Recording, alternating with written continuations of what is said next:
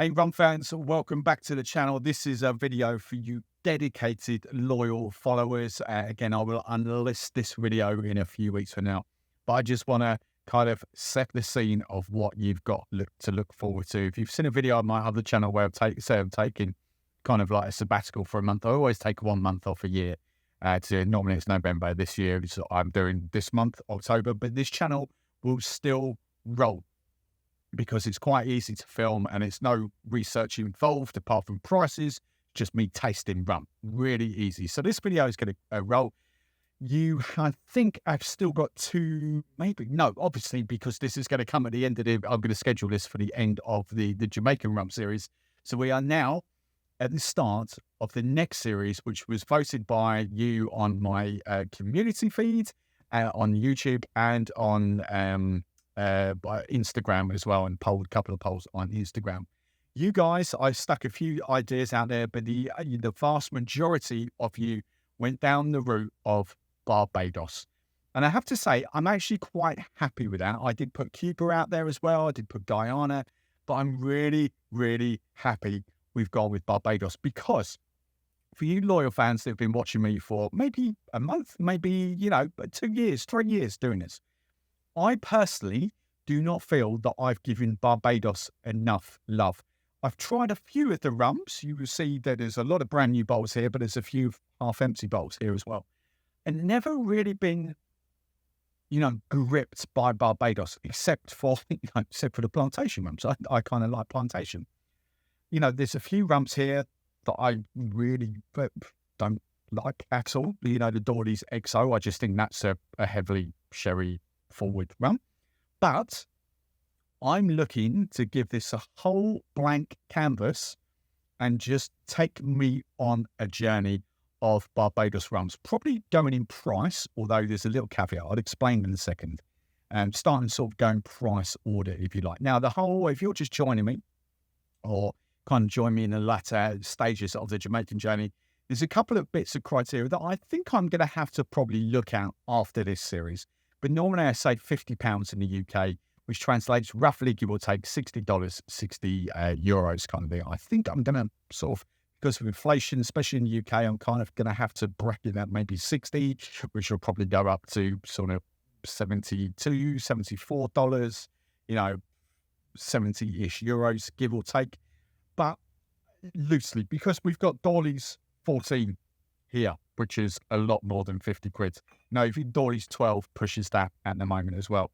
Plus, for the Eagle Eyes in the UK, you'll kind of see that, and I'll give you the price of that. This is going to be the very next video, and I'll explain why in a second. But just so you can kind of see and think, well, hang on a minute, it's 2 bottles of real McCoy, because I don't know how this translates around the world either. I've got 2 bottles of real McCoy 5, 2 bottles of real McCoy 3, 2 bottles of Dawley's 3. It's because we've got different ABVs, and I'm really looking forward to this as well. So just take the Dawley's 3-year-old from it. We've got a 40 and a 47%. And then the real McCoys are virtually identical. We've got 2 40s. So we've got a 5-year-old and a 3-year-old at 40% ABV. And then we've got 46. So instead of 47 like the Dawley's, we've got 46%. So we've got a 5-year-old 46 and a 3-year-old 46. So I'm really looking forward to that. I've restocked the Dawley's 5 as well. And so, so there's going to be some comparison videos. There's going to be some neat tasting videos. Cogsburg, why not? Why the flip not? I don't think I've ever, Christ, I had a bottle of that 15 years ago when the bottle looks very different to that. I don't think I've ever had, I've had it a couple of times at rum events, but, little tiny samples and that. So I don't think I've given that any love. Mount Gay Black Barrel, you can see is pretty much kind of, chopped the bowl, but again, neat sipping, probably not so much love. So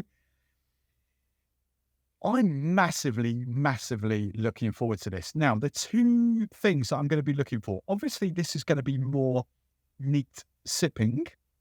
However, we've got some rums here, and what I did with Jamaica was that 1 rum Mai Tai. So I came out of that series with 2 things. I wanted to find my favourite neat sipping Jamaican rum and my favourite 1 rum Mai Tai. Now, what I'm going to do with this is my favourite neat sipping Barbados rum. The cocktail was a little bit harder because the obvious one for me to go down was the corn and oil, which is just Falernum, but it's one of those things, and you could sort of say that to the Mai Tai as well. You can adjust the ratios, to make it suit your palate and all this, that, and the other. But Mai Tai is kind of specific with ratios. It's very rarely that anyone will add more orgeat syrup or less orange curacao or anything like that. And the Mai Tai is kind of that very specific ratio. So the corn and oil is kind of adjust the taste. The Falernum you add more or less depending on, how you like the rum. So it wasn't kind of sat there. So what I'm going to do for this is a traditional punch. Now, back in the day, I've talked about this many times on the other channel. Back in the day, the traditional punch, they didn't have fruit juices or anything like that. It was sugar, lime, rum, water. So what I'm going to do for this, and it's that whole kind of 1 part sour, 2 parts sweet, 3 parts strong, 4 parts weak, and a dash of spice to make it nice. Now, I'm going to omit the spice from this. I'm just going to do rum, lime, sugar, and water. And I'm going to use plain white sugar because I don't want a brown or a demerara sugar kind of add into the rum. I just literally want to be able to taste the rum. Now, I'm not convinced that is the right cocktail to do. It's the only cocktail that I can really kind of see from this.